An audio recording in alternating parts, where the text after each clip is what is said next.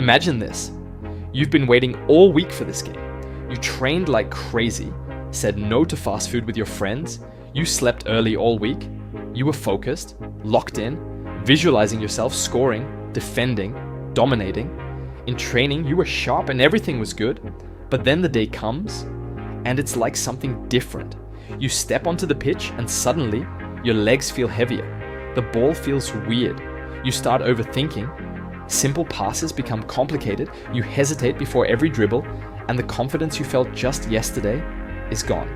It's like someone else is wearing your boots. And after the game, you're just sitting there wondering, why can't I play in matches like I do when I'm alone? That moment, when the game ends and you realize you didn't show what you're actually capable of, that's the worst. Because deep down, you know you're better than that. But no one sees it. And it hurts. And the sad part is, nobody teaches you how to deal with that. But that's what this video is about. Because if you're watching this, it means you care. You don't want to waste the hours you put in. You don't want to keep hiding your real level. You're here because you want to unlock it. So I'm not going to waste more time.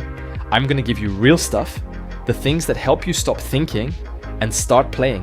Let's get into it. So, the first thing we're going to focus on has nothing to do with training, nothing to do with drills, nothing to do with pushing harder, and yet it might be the single most important thing for your performance on game day. It's your circadian rhythm, your internal clock.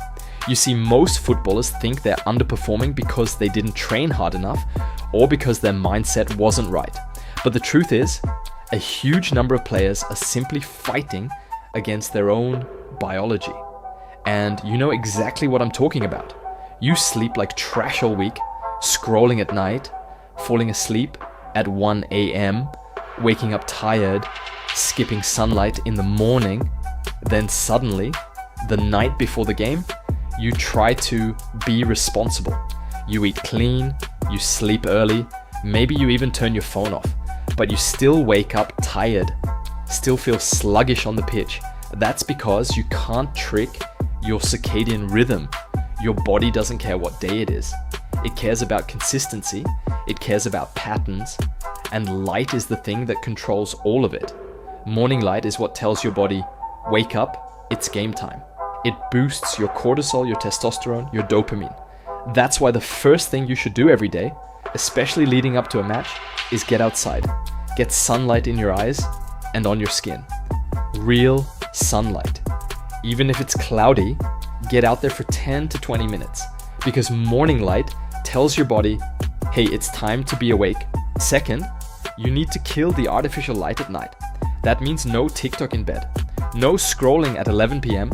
After sunset, all those bright lights trick your brain into thinking it's still daytime.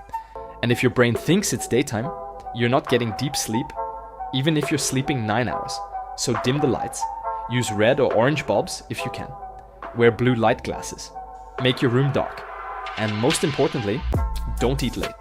Late food messes with your insulin and ruins your recovery. If you can, your last meal should be at 7 p.m. Third, train at the right time. If you're doing skill work or cardio, train in the morning or early afternoon. If you're working on explosiveness and power, go late afternoon. But don't train at night unless you want to mess up your next day. And finally, be consistent. Go to bed at the same time. Wake up at the same time, even on weekends. Your body isn't just looking for sleep, it's looking for a rhythm. The best sleep schedule is the 10 p.m. to 7 a.m., so fix your circadian rhythm. Fix it, and you'll notice a boost in your energy. Not only the day of the match, but every single day. Let's move on. Now, there's one thing I believe every footballer should be doing constantly. I'm talking about mirror learning. Probably one of the most powerful yet underrated ways to improve your game without even touching the ball. So what is mirror learning? It's when you watch something so many times that you subconsciously start imitating it. You ever watched a YouTuber or hung around a friend with a strong accent or unique way of speaking, and without even noticing, you started copying their slang, their expressions, even their tone? That's mirror learning. Your brain literally mirrors patterns it sees over and over again, and this same exact process applies to football. Let's take Lamine Yamal for example. He said in a recent interview, "My role model is Neymar. I used to watch all his videos, also Messi of course, but I liked Neymar's style a lot. And now when you see him play, especially the way he dribbles, the smoothness, the calmness on the wing, you can literally see Neymar in his game." That's not a coincidence. That's mirror learning at its finest. Desire Doe also said, "My idol is Neymar. He has achieved a lot in the world of football, continues to inspire me today, and I hope to follow his footsteps in my own career." But do not misunderstand. Don't just watch highlights. Highlights only show the exciting moments. They don't show you what the player was doing before the play, how he scanned the pitch, how he positioned himself, how he communicated, or how he moved off the ball. There's a study I want to show you. It's called individual ball possession in soccer, and it breaks down how much time players actually spend with the ball during a full 90-minute game. According to the data, even the most involved outfield players, like central attacking midfielders or wide midfielders, only have about 12 to 16 individual ball possessions every 10 minutes, and each possession lasts on average 7 to 10 seconds. That means in the entire match, a player might be on the ball for a total of 2 to 3 minutes max. So what you need to do is simple. Choose a player that matches your position and your style. Maybe it's Pedri, Messi, Ronaldo, it doesn't matter. But watch full games and highlights. Go on footballia.net, pick a legendary game and just watch them off the ball. Where are they standing when their team defends? When do they move? How do they scan? When do they sprint? And when do they walk? After watching, go to the field and just try to feel the movements you just watched. Do it alone, in shadow drills, in pickup games. Don't aim for perfection, just replicate the energy, the rhythm, the body language. That's how instincts get built.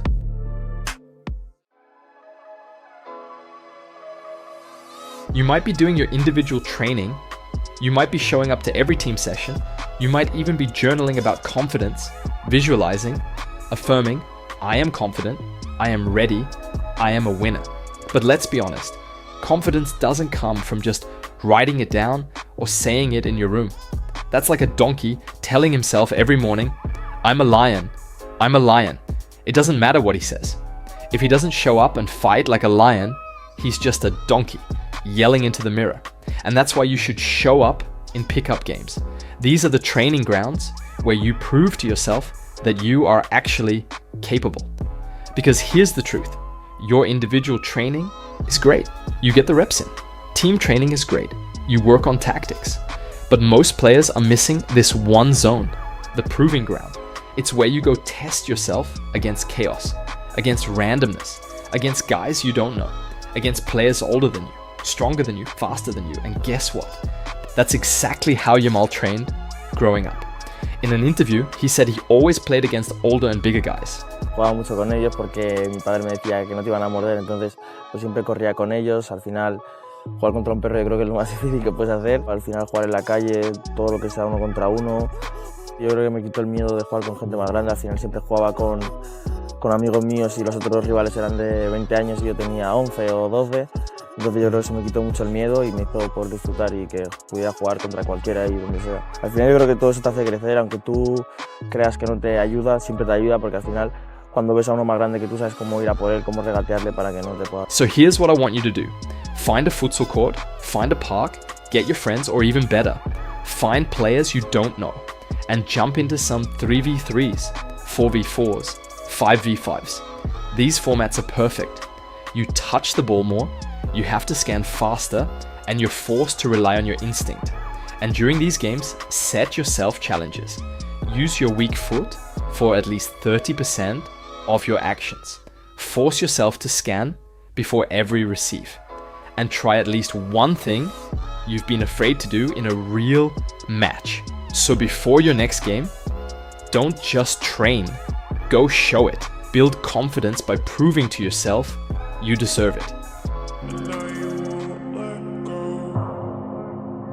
Now let's talk about the day before your game. This is one of the most underrated yet most important parts of your performance, because how you show up tomorrow isn't decided tomorrow.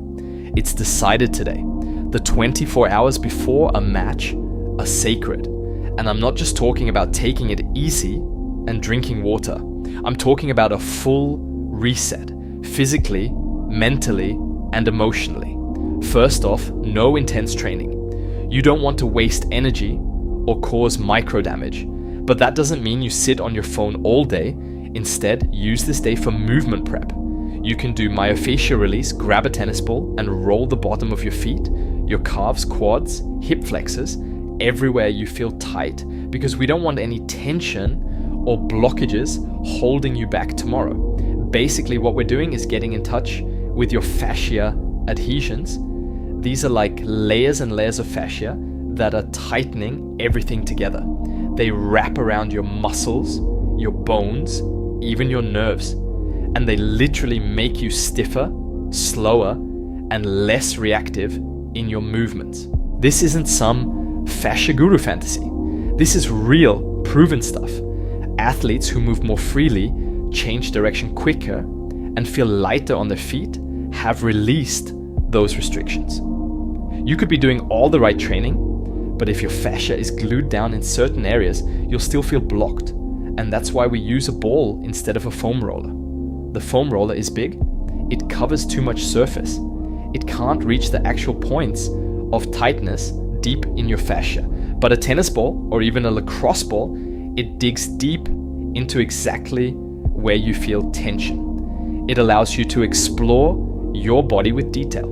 You find that one little knot under your glute or in your calf, and you stay there. You breathe, you let it melt.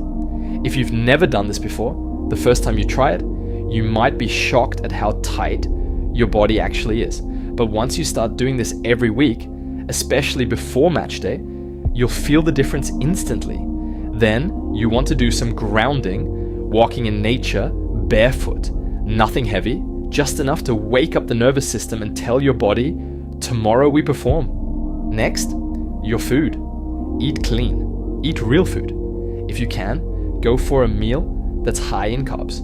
Think rice, potatoes, sweet potatoes, fruit, maybe some raw milk. Hydrate like crazy, but keep it balanced. Don't overdo water without salt, or you'll feel flat. Add electrolytes or even a pinch of Himalayan salt in your water to keep your minerals right. Now, let's talk about match day itself. The way you approach this day will either unlock your performance or quietly kill it before the whistle even blows. And there are two main phases: what you do early in the day and what you do right before the game. If your match is in the afternoon or evening, the morning is your opportunity to set the tone. So the moment you wake up, go outside.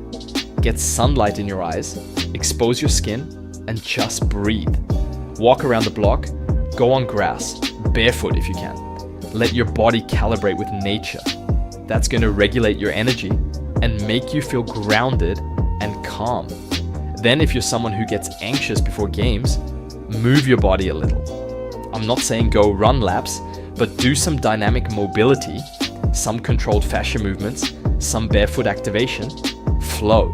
You want to feel your body without exhausting it. You can even do a few reps of slow juggling or wall touches just to connect with the ball.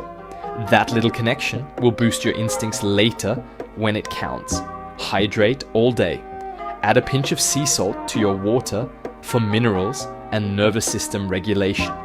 Now, let's fast forward to the hour before the game. Do not overthink, shut your mind. You need stillness. This is where you activate the flow state. 1 hour before your match, go somewhere alone, even just in the locker room or a quiet part of the field. Close your eyes and do the spawning method. Imagine you've just been born. You don't know your name, you don't know your story, you've just arrived on this earth, and the only thing that exists is this one match in front of you. No expectations, but just presence. Then visualize. Feel the ball, feel the grass, feel the way your body moves through space. Picture yourself doing what you've trained, and when the game starts, don't force anything. Let it flow. Your training is done. The day is here. Let the instincts take over. That's how you master the day of the match. 99% of footballers who clicked this video probably left in the first minute. But you're still here. And that already makes you different.